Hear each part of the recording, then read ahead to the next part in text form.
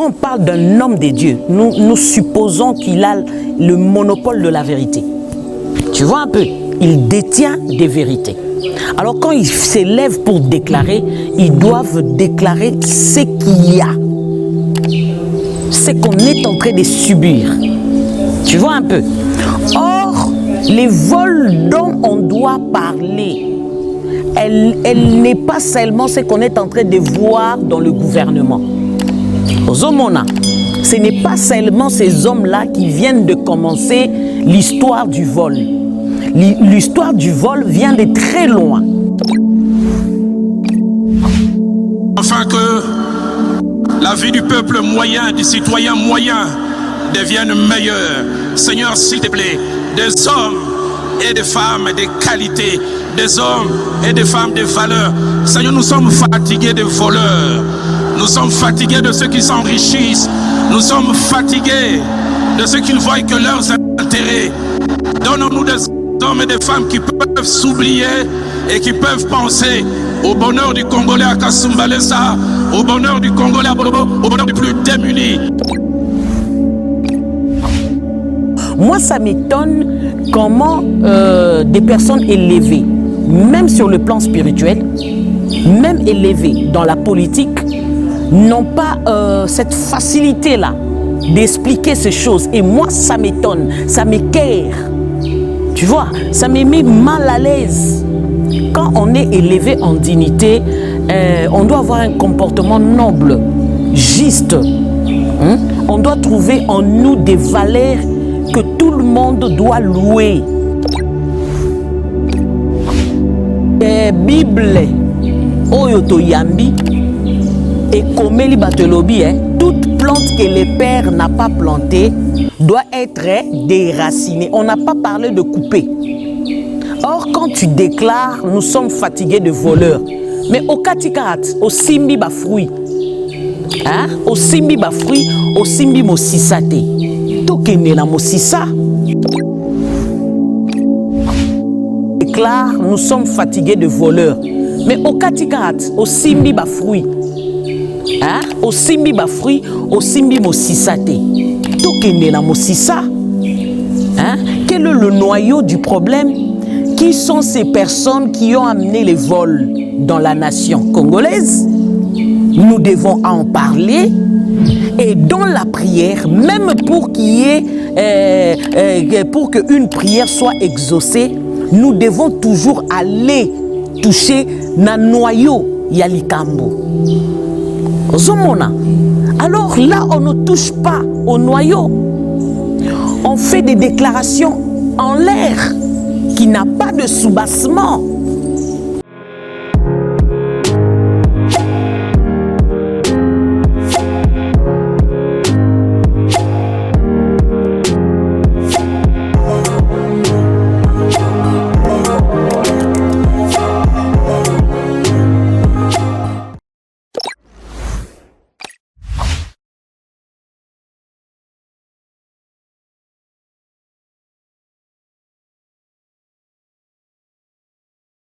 Mbote na balandi nyonso ya chaîne Imidic TV bawe payo bamisana kolanda biso esika payo bezwami na monde mobimba na mikili ya poto France, Belgique, Maroc topesi bino mbote tobosente bawe payo api baza na kati ya mboka ya République démocratique du Congo payo bamisana toujours kozalaka branché bazelaka toujours ba nouvelle to la bango pour que air porter bango en plus na kati ya boyebi pour que batambola malamu. Comment tu peux sibino mbote lelo wana naza nsengo mingi ya kozala na kati ya plateau Imidic TV toujours payo pi nazanga moko te tozana moko ya ba journaliste et payo pi lelo asepelaki lisusu na kati ya motema na ye mobimba ko partager na biso plateau moko wana tokoyambe tokopesa ye mbote. Bonjour moninga na ngai ya malamu ya tango nyonso. Bonjour mon frère José. Bonibino. Je veux bien. Je me présente, je m'appelle Joël Pouy. J'espère bien que les anciens qui ont commencé avec nous cette lutte me connaissent. Mais pour les nouveaux, je m'appelle encore une fois Joël Pouy. Je suis ravi et très content d'être avec vous aujourd'hui dans ce très grand magazine, un Imidic qui aime ton pays, voilà lapsus. Dans cette grande magazine qui aime ton pays. nous sommes encore très ravis, moi et mon frère Osé, mon ami, que j'aime beaucoup. Merci. Oui, voilà, Toyoki à se présenter. Tous en a monté par plutôt. Tous à la à tout moment par exemple la Kabiso ba nouvelle liée à malamu et bâti la Kabiso. En plus même biso ba journaliste tous à la rana kati ya esengo mingi ya koyambaye to koyambaye to kopesa mbote maman. Bonjour papa pour tout. Bonne santé. Kitoko, ça va. Moi tous en esengo le sous komona yo. Na tongwa de l'eau kozala na nzoto makasi. Vraiment c'est une bonne chose pour nous parce que tous au monde vous êtes forte à tenir vraiment la carte à l'ito la carte c'est pas facile.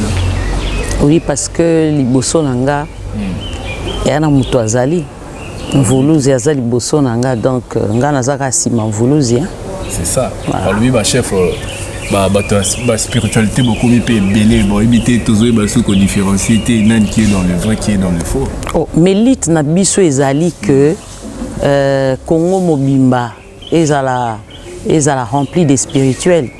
Eza lutte na biso parce que nous l'avons déjà été. Yaoundé Moussissa na biso. Tu vois, problème eza ya reconnexion comme je l'avais dit na ba émission na Moussou Eleka.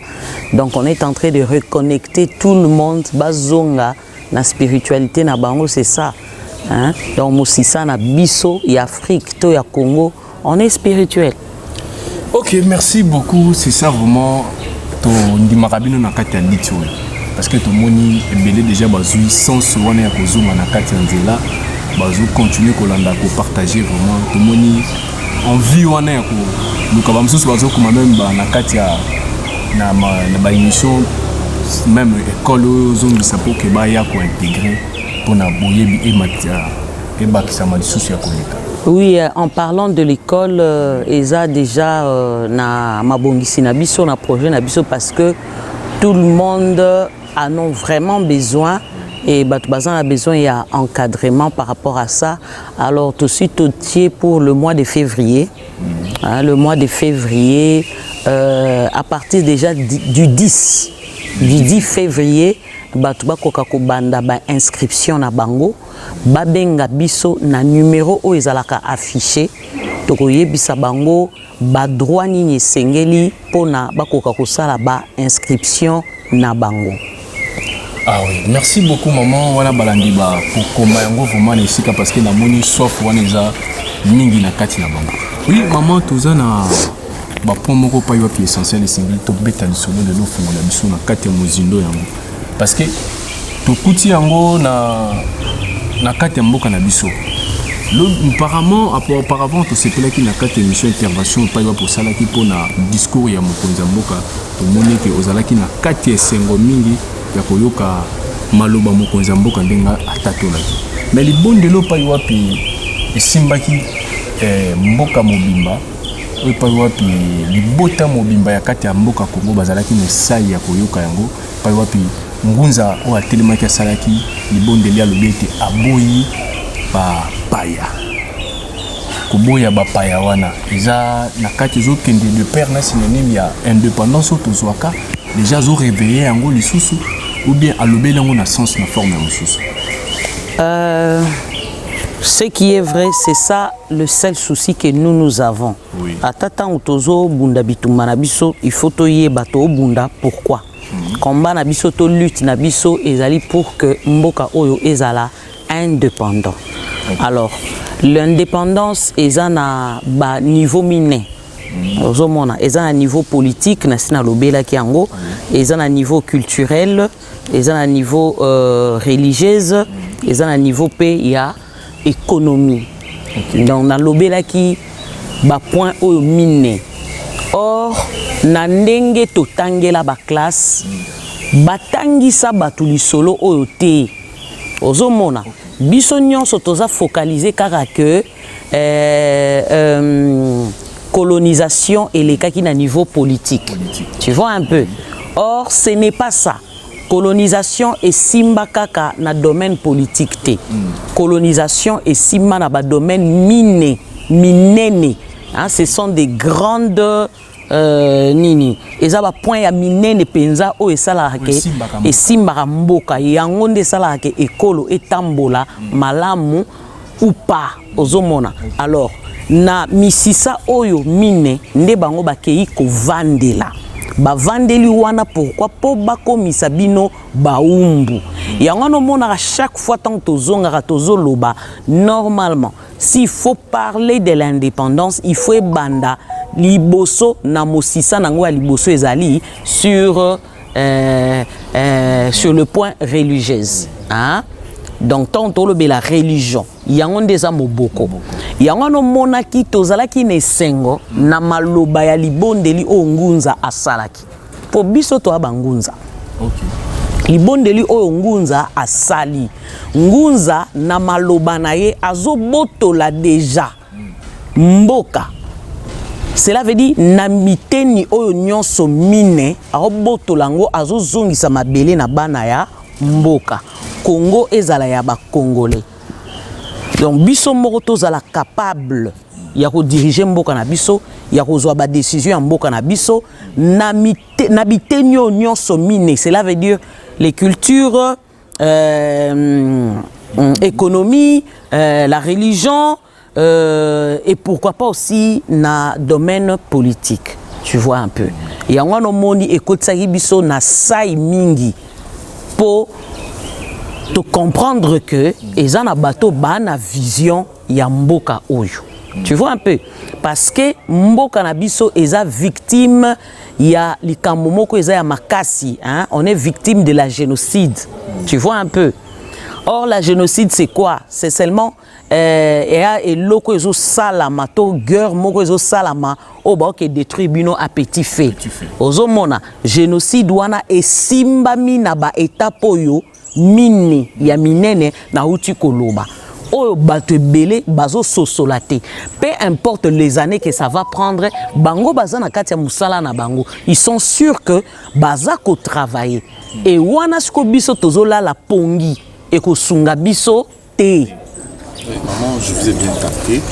Je suis bien content quand je suis face à vous parce que vous partez vraiment dans les profondeurs et vous sortez l'authenticité. Je vous ai entendu parler sur la colonisation. Mais il y a quelque chose qui nous a éveillés pendant les prières des spirituels qui sont passés à l'investiture. Un pasteur Roland Dalo, il a parlé sur nous sommes fatigués de voler. Je vais juste pointer un peu sur ça. Maman, vous vous retrouvez aujourd'hui présidente. Je ne sais pas comment on devait nommer les ministres et les officiers pour lutter premièrement contre les fraudes. Et puis ce système de détournement des fonds qui nous a tant torturés pendant de longs moments, de longues années. Nous sommes infectés par la colonisation. C'est quelque chose qui est spirituel. Je ne sais pas, on a soufflé ça dans nos esprits mentaux ou c'est juste quelque chose qui est humain. Est-ce que c'est vraiment de nous? Nos ancêtres ont dirigé ces pays avant que les Blancs viennent. Ils nous ont enseigné le vol. Est-ce qu'il y avait le vol, il y avait toutes ces choses, ou bien on a connu toutes ces choses à la colonisation? Merci pour ta question. Merci pour la question. D'abord, je te dirais ceci. Pour moi, un homme de Dieu s'est levé faire des déclarations en disant seulement nous sommes fatigués de voleurs. C'est vague. Vous voyez? C'est trop vague. Moi, j'aimerais bien qu'un homme de Dieu se lève parce que quand on parle d'un homme de Dieu, nous supposons qu'il a le monopole de la vérité. Tu vois un peu? Il détient des vérités. Afin que la vie du peuple moyen, du citoyen moyen devienne meilleure. Seigneur, s'il te plaît, des hommes et des femmes de qualité, des hommes et des femmes de valeur. Seigneur, nous sommes fatigués des voleurs. Nous sommes fatigués de ceux qui s'enrichissent. Nous sommes fatigués de ceux qui ne voient que leurs intérêts. Donnons-nous des hommes et des femmes qui peuvent s'oublier et qui peuvent penser au bonheur du Congolais à Kasumbalesa, au bonheur du Congolais à Bolobo, au bonheur du plus démuni. Alors quand ils s'élèvent pour déclarer, ils doivent déclarer ce qu'il y a. Ce qu'on est en train de subir. Tu vois un peu? Or, les vols dont on doit parler elle n'est pas seulement ce qu'on est en train de voir dans le gouvernement. Ozomona, ce n'est pas seulement ces hommes-là qui viennent de commencer l'histoire du vol. L'histoire du vol vient de très loin. C'est à travers la colonisation qu'on doit parler du vol. Parce qu'il y a certaines personnes qui se sont levées, les Occidentaux. Moi, ça m'étonne comment des personnes élevées, même sur le plan spirituel, même élevées dans la politique, n'ont pas cette facilité-là d'expliquer ces choses. Et moi, ça m'étonne, ça m'équerre. Tu vois, ça me met mal à l'aise. Quand on est élevé en dignité, on doit avoir un comportement noble, juste. On doit trouver en nous des valeurs que tout le monde doit louer. Moi, je suppose que toutes ces personnes-là connaissent la vérité. On ne viendra pas faire une prière en disant « Nous sommes fatigués des voleurs ». Mais qui est le voleur? Tu vois un peu? Nous devons aller, comme l'autre fois dans la émission dans le lobby, Bible, Oyoto Yambi, et Komeli Batelobi, toute plante que le Père n'a pas plantée doit être déracinée. On n'a pas parlé de couper. Or, quand tu déclares, nous sommes fatigués de voleurs, mais au Katikat, au Simbi ba fruit, au Simbi ba fruit, au Simbi Mosisate, Tokende na Mosisa, quel est le noyau du problème?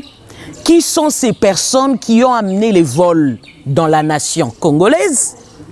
Nous devons en parler. Et dans la prière, même pour qu'il y ait, pour qu'une prière soit exaucée, nous devons toujours aller toucher na noyau yalikambo. Zomona. Alors là, on ne touche pas au noyau. On fait des déclarations en l'air qui n'a pas de soubassement. Par contre, les vols, et si banda kala, elle est solo et lelote.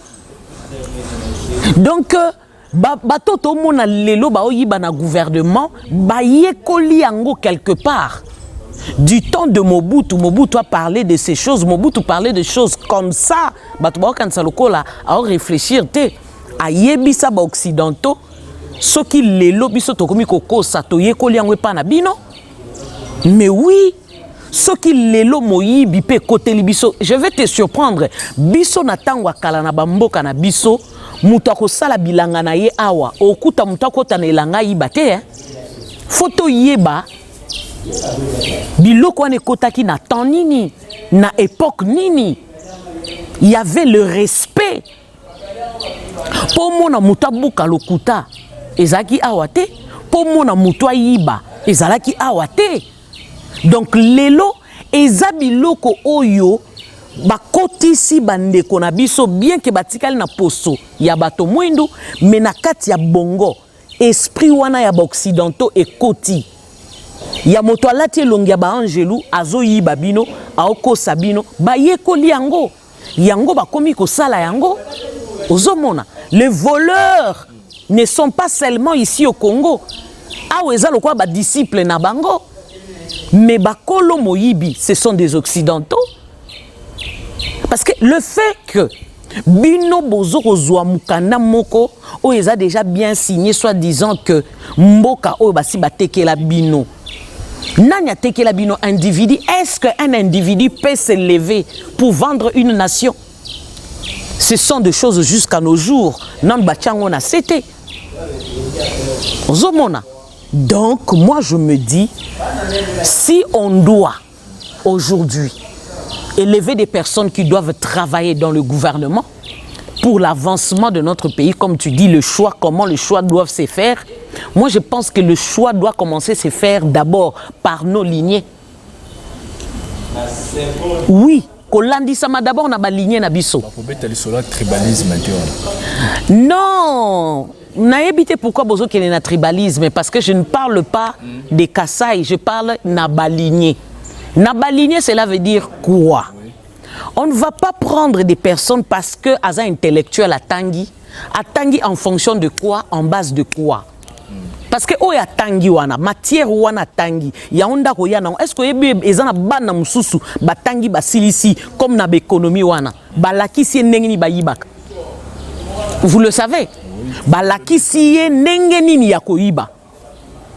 Ozomona omoni muto asali droit asilisi comme ndeko nanga mata moto azosala musala ya ko memela biso ba image ya kitoko asali droit. Mais kuna ba yekolisi bango pe ndenge nini ko buka lokuta. Et c'est comme atangi yango. Tu vois un peu. Or ce sont des choses en réalité où ils sont liés na ba culture na bisoté. En parlant des avocats, yo kanisi ke li solo ko za l'avocat bandi lelo. Non, na ba koko na biso bazalaki na ba sage. Sage azanani. Mokonzi mboka za entouré na bango. Mokonzi mboka za entouré na bato lolenge nyonso. Batanga te. Mais selon déjà ba lignée na bango na makila na ye place abimeli azali sage, azali nganga ya nzambe, azali yende soki aye liboso likambo sage. Oyo azokosa azane loko ya kosala. Oyo kobimisa lokuta ya oyo polele. Si nous allons revenir dans la Bible, il y a aussi des exemples qu'on a reçus aussi de la Bible à partir de Salomon et les deux femmes, moi sur Ezoba Bomaki Mouananaye, Namususu Abatele Mouananaye. Mais Salomon était qui? Il avait la sagesse, un homme sage. Tangoye, le Kouta Ezoko s'est tramé face à lui. Qu'est-ce qu'il a fait?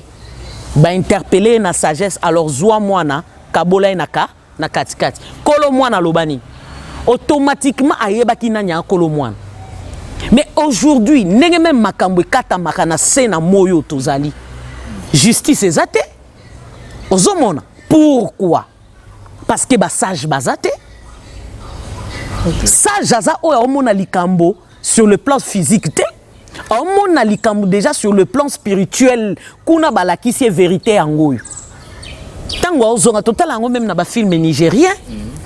Tu sais même au Congo Brazzaville ici, est-ce que yebi ke bazala kapé na tribunal wa pe pa bakindo kata makambo bandoki. Des choses qui sont spirituelles. Donc quelque part ba garder moi culture ya bato mayele wana o ya butu. Ponani. Po oyo ba occidentaux ba yenango. Baye ko boma nyonso ya biso moyen to yeba ndenge ya kosala ba choix ya malamu ezate. En revenant du choix, cela veut dire nous avons déjà na kati ya ba lignée na biso bato ba koza ba gouverneur. Est-ce que tu sais que Joseph est devenu gouverneur en Égypte? Atanga kiwapi. Joseph a gouverné l'Égypte. Joseph a gouverné l'Égypte. Il a dirigé l'Égypte. Pourquoi il a gouverné l'Égypte? C'est parce que mayele wana ezali na kati na ye pesa melakiye. Ya wana betaka sete na lobaka li solo ya kokoma mutu songolo na sena moi et simbami na intellectualisme te. Pour aller plus loin, na otali sabino bakonzi ebele oyo baleki na mboko bakambi mboka. Yebi sangai oyo azana ba diplôme so pe ya ndenge ni ndenani. Ah, Bible lobby, est-ce que la nature ne vous enseigne pas? Notre président sortant, d'ailleurs, il est à Tanguy pendant qu'il est président. À Tanguy Lawana. Le Joseph Mobutu, je ne sais pas, il y a Soukaki na classe nini. Mais tala niveau me mele mboka. Écoutez, koka mamboka, et c'est un intellectuel, et c'est un mosisa na yo. Parce que namosiso yo bimeli aussi tirer quelque chose oyo kopé ça impact na ndenge nini mboka osani eko kambama. Bon ça la vérité mon obimisa na linga obimisa ngote. Est-ce que vous savez que en dépit de tout ce qu'on est en train de traverser, ce Congo sera bel et bien un royaume et ozongaka royaume. Mais ça, les cela le noter. Non, comme Awanate, non, beteloka briefing. Et tant que Ozonga royaume, ce ne sont pas des intellectuels qui viendront diriger. Et Ozonga na lisolo non betelo lelo. Ozomon. Poto se précipitera ko bimisa ba vérité mususuté et ozonga na forme wana cela veut dire ba contrôler ba tali na lignée na yo ba moni makila no ba ebike yo obengami osala musala tel ba placer au place wana et orosalango malam lelo makambo ezoleka bien te parce que to se focaliser na ba diplôme ya bat na ba étude faite ya bat. Tout ça, ça fait partie de la colonisation. Et si je comprends bien, même les enseignements que nous recevons dans nos études, toutes les études autour ça là, université, l'école, ça affecte aussi notre esprit. Donc on nous a enseigné le vol, mais dans le bon sens. Mais c'est du vol. Mais je vais te dire une chose. Moi, je me dis c'est parce que les gens ne veulent pas réfléchir. Ceux qui occidentaux, baya po bazwa mabelo ekoma ya bango. Tu crois que batouana ba na besoin ba pesa bino le meilleur po lobi bozala na boyebio eza ya solo po so bozui boyebi wana bosani bo dominer bango n'est-ce pas? Yo monite ke koya na bango ba simbeli makambo mine tant ba simbeli sur le culturel kuna to mona kotanga ya bana. Cela veut dire babomi fondement na bino na lolenge bino esengeli botangela na lolenge bino esengeli bozwela boyebi eza déjà corruption non ozomona yangwana na lobaki l'autre fois na émission nanga cette nation est corrompue bayena oya bango makambu baye kotangisa bino. Cela veut dire beaucoup évoluer selon oyo bango batangisi bino. Yango nde boko memango na mboka na bino, yango nde kopesa bango confirmation que mosala na bango bazo sala tout doucement ezo kende ko réussir parce que basi ba bebisi mitu na bino. Et bato lolengo nozo zela ba koma na gouvernement basala makambo yo eko sepelisa peuple congolais. Te yango no muntu zaka na kati ya kolela. Yebisanga mutu azozwa ba millions mbongo ebele. Là, on comment à niveau de réfléchir. Pour place où on a besoin de comprendre ngate. Comment muto a élevé à ozo mon ebele. Ata ba emususu ba telemaki ba tatoli ba prière ba tatoli. Nous sommes fatigués des voleurs, c'est bien. Mais maintenant toi tu en as, qu'est-ce que tu fais na peuple? Est-ce que tu crois que pour peuple sungama et c'est un gouvernement ya. Et c'est un Félix ya. Et il y a aussi des hommes de Dieu élevé en dignité na mboka oyo ba na ba mbongo ebele basala nini na mbongo wana ba créer ta entreprise basala nini ba créer entreprise te même temps souper na église na bango na ba sunga batu te soki basungi yo cela veut dire il faut tika l'esclave place wana on a place à okendete on a place à ko évoluer te. Donc, on a le même esprit ou la colonisation et continuer. Mais tu dois comprendre que ils ont continué. Il y a un système qui est licolo.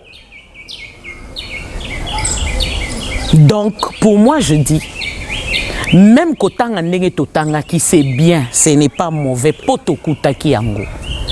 Mais na minute yo, ils ont réagir, ils ont l'intelligence Oyo qui n'a rien à voir avec les Occidentaux, la sagesse qui n'a rien à voir avec les Occidentaux, et cela nous pousse. Il y a qu'aucune recherche pour comprendre qu'est-ce qui se passe. Bon, tout lundi on a quatre aboké binion sur maman on a quatre explications on a même biso vraiment éclaircissement na makambo nyonso.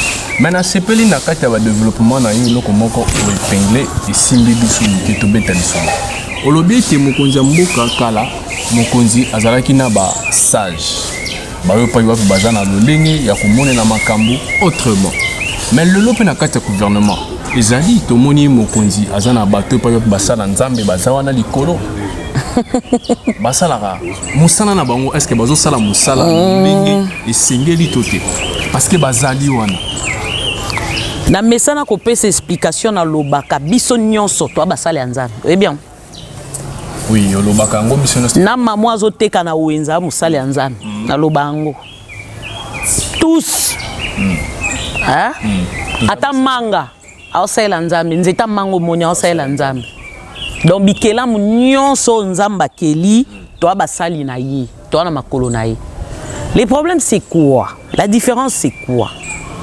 Aujourd'hui, nous sommes en train de fonctionner de manière mususu au ba occidentaux baela kibiso. Tu vois un peu? To fonctionner ndenge mususu. Bande mutu ba kotisi libiso système otozanango. Parce que quand je parle de la génocide, c'est un système auquel on vous tue à petit feu. Ça peut prendre même 30 ans. Ça peut prendre des décennies. C'est un système. J'ai dit dans mes émissions passées, les problèmes est fondé dans le système au baye la biso. Tu vois un peu? Tant que le système est réussi, tant que vous comprendre que tous un système moko ils rendre biso ba esclave, boko bimate. Il faut comprendre les choses. Tu vois un peu? Baenyoso bazingami pembenya mokonzi mboka comme tu le dis non baza bato mayele basala nzambe baba sali nzambe bina betonga minene to monia basala ka makambo ebele non comprendre te on dirait bozo linga penza ko comprendre vérité te mosali nzambe c'est quitter baba sali ya mindele. Tant que nous sommes derrière la religion, tant que nous sommes derrière la Bible, tout ça est la nzambete, tout ça est la mindele, parce que c'est un système.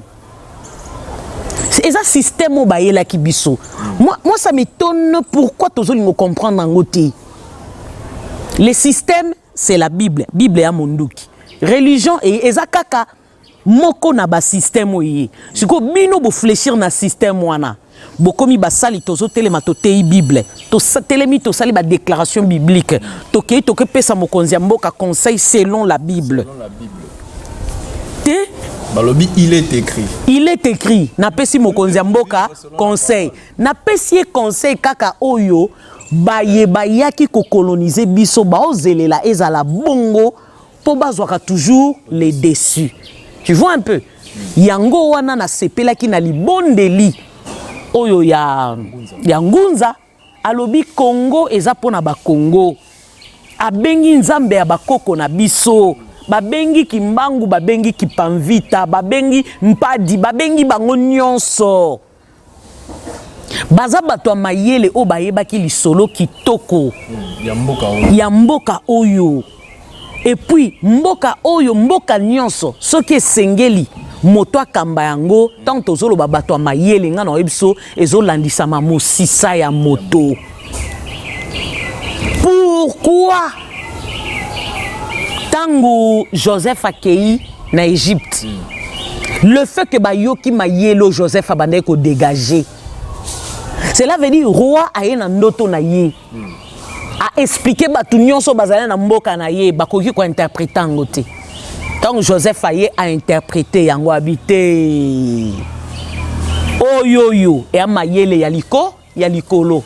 Or kende sko na mutsisa Joseph batatolela keni Joseph batatolela ki mayele boanya batatolela ki mayele boanya. Cela veut dire yende balobaki na yeke ye moko tu batalisa yeke na tata na mama na bandeko baosani bangumba melaye kongumba melaye okanisaki ezaka na richesse d'abord mayele mbongo na ezaki mayele po bino bobombo monaka mbongo eza mone mais nzamba deposaka déjà mbongo na kati ya mutu ozomona a dépose oyo ekobotisela ye mbongo tant bayoki babite yo bongo za penanga. Pourquoi?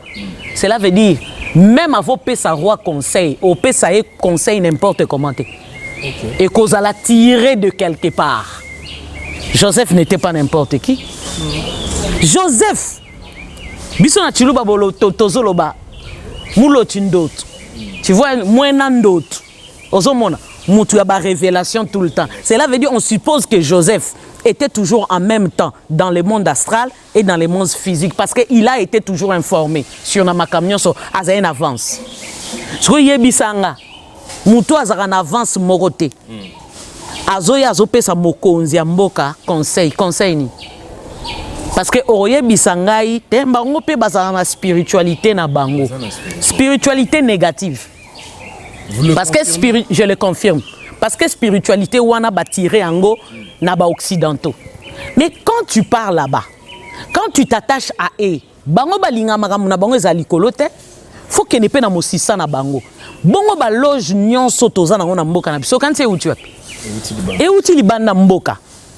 C'est venu dans la colonisation. Mais oui, après la colonisation, c'est qu'on a reçu toutes ces religions. On a reçu tout ça ici, c'est entré et tiens ba fondement nango. Tu vois un peu, toi tu vas dire maïele nanga na tira ngo kuna. Nous autres tirer comme maïele là-bas occidentaux. Qui est négatif. Qui est négative et quand on dit négative, pourquoi on dit négative? Parce qu'elle n'a rien à voir avec notre spiritualité. Okay. Parce que ancêtre na biso bazala na spiritualité na bango. En parlant de la spiritualité, tozo lobela mayele. Oui, tolandi na kati ya boke binyoso mbe muntu pa yo mutuna moko tuna maki tolingi to sosola to yeba ti lelo. Parce que dernièrement na kati ya ba tranche ya mission betaka lisolo ya RDC na Rwanda. Lelo, est-ce que tout dépendre kaka na Rwanda bien te komi libre nous on en a peu yaki to yeba en tout cas bon l'autre fois na ça qui émission na on a ebisa ki OK au moins ya taba Rwandais bazana biso problème té bazana biso problème té même Kagame au fond de lui n'a pas de problème avec nous parce que c'est un Africain. Les problèmes ezaka na niveau à système on oye bisabino. Sikoyo yé AP victime mais victime bazo utiliser. Au monde victime ba salela. Ba chapé pression aza obligé parce que yé pas en abakoro a signa.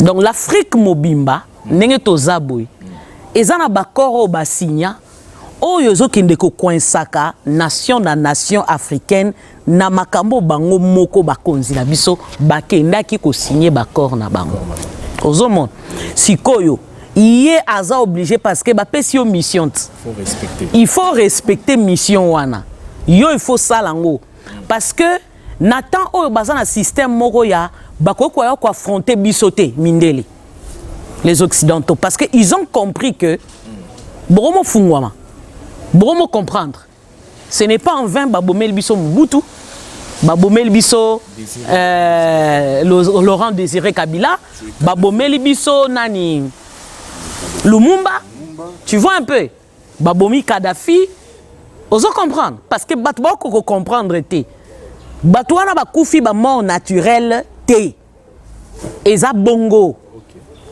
nga na préférana ya na loba vérité eza bongo bakufi ba mort naturel té bakufi ka na moment oyo ba comprendre système tant que ba comprendre système a remonter le système sikoyo je me dis c'est que nous sommes en train de faire pour lobby salamara bongoté lobby to monaki batu ba telema bazo annoncer ba abus au Afrique ezo vivre été mais le comme l'Obama c'est pour que bisono soto lamuka to koma na bomoko po to koka ko soutenir ba konzina biso mboka po lobby na lobby okuna bazalaki azo bundango ye moko eza lokola OK na monde bandoki au découvrir l'isolo eza na kati bandoki tu te dis so na bimi na beleli na lobby yango baroloba mais yo pozalaki kuna tu vois un peu to condamné webika congolais ndenga zalaka alors quelque part ils se disent ils doivent cacher alors litango yemoko